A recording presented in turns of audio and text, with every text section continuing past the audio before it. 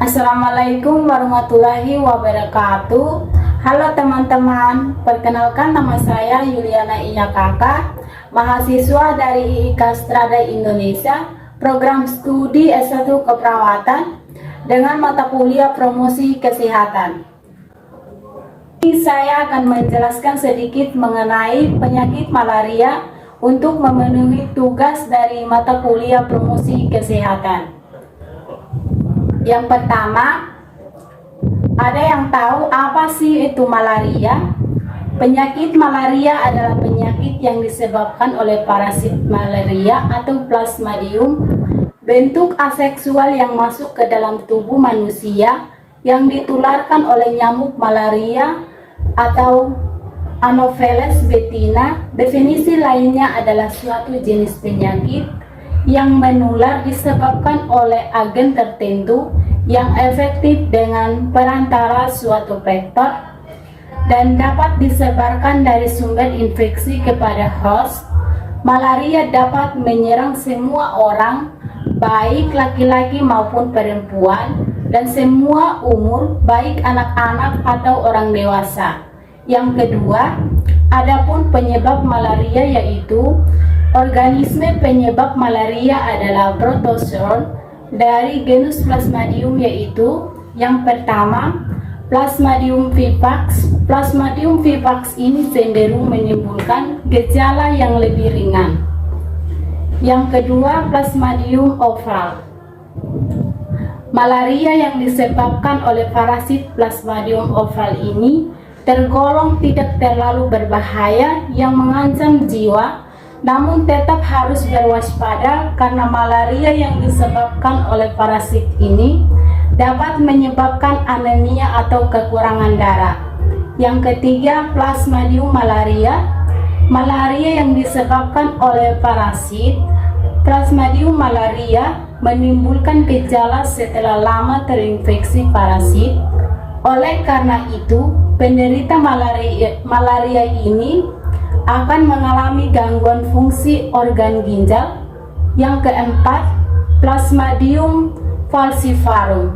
Malaria yang disebabkan oleh parasit Plasmodium falciparum tergolong paling berbahaya karena dapat menimbulkan berbagai komplikasi, kejang hingga koma. Malaria jenisnya ini salah satu penyebab kematian akibat malaria tertinggi di dunia. Yang ketiga, adapun siklus hidup malaria. Siklus hidup Plasmodium di tubuh manusia atau siklus aseksual. Parasit yang masuk dalam tubuh melalui gigitan nyamuk Anopheles yang terinfeksi atau sporozoid akan menginfeksi sel di hati dan akan melakukan refleksi aseksual menjadi skizon, akan pecah dan menghasilkan banyak merozoid, biasanya sekitar 2000 sampai 40.000 tergantung dari jenisnya. Siklus hidup Plasmodium di tubuh nyamuk.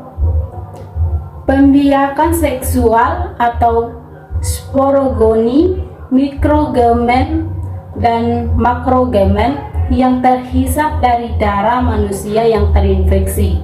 Akan terjadi perkawinan silang antara jantan atau mikrogamen dan betina makrogamen menjadi zigot. Zigot berkembang dan memanjang menjadi ookinet yang akan menembus dinding lambung. Kemudian selanjutnya akan menjadi ookista. Yang keempat, adapun tanda dan gejala malaria. Infeksi parasit malaria dapat mengakibatkan sebagai macam gejala, mulai dari tidak ada atau sangat ringan sampai penyakit yang parah dan bahkan menyebabkan kematian. Gejala klinis muncul pada infeksi malaria dipengaruhi oleh daya tahan tubuh, jenis Plasmodium dan jumlah parasit yang menginfeksi. Gejala yang muncul tidak spesifik seperti lemah, lesu, ketidaknyamanannya perut dan nyeri otot, demam dengan diikuti pronormal seperti rasa dingin atau menggigil, dan keringat, sakit kepala, dan muntah. Yang kelima, gambaran malaria. Yang pertama, bentuk seperti cincin dengan sitoplasma tebal dengan inti yang besar. Yang kedua, bentuk skison, ukurannya lebih kecil dari Plasmodium vivax-nya, bentuk kecil seperti bunga mawar, jumlah merozoit rata-rata 8, sering hanya inti dan pigmen yang terlihat. Yang ketiga, bentuk gematosis. Yang keenam, pengobatan malaria. Atorvaquin atau proguanil malaria. Obat ini dapat digunakan 1-2 hari sebelum melakukan perjalanan ke daerah. Yang kedua, kloroquine, pilihan yang baik untuk perjalanan yang panjang ke daerah epidemi malaria karena obat ini digunakan mingguan atau 1 minggu. Kemudian pengobatan malaria yang ketiga, dosis klien.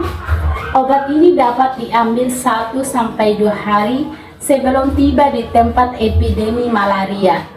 Yang keempat, mefloquine, sangat cocok untuk perjalanan panjang dan lama ke tempat epidemi malaria karena obat ini hanya digunakan seminggu sekali. Itu saja yang dapat saya jelaskan, kurang lebihnya mohon maaf. Wassalamualaikum warahmatullahi wabarakatuh.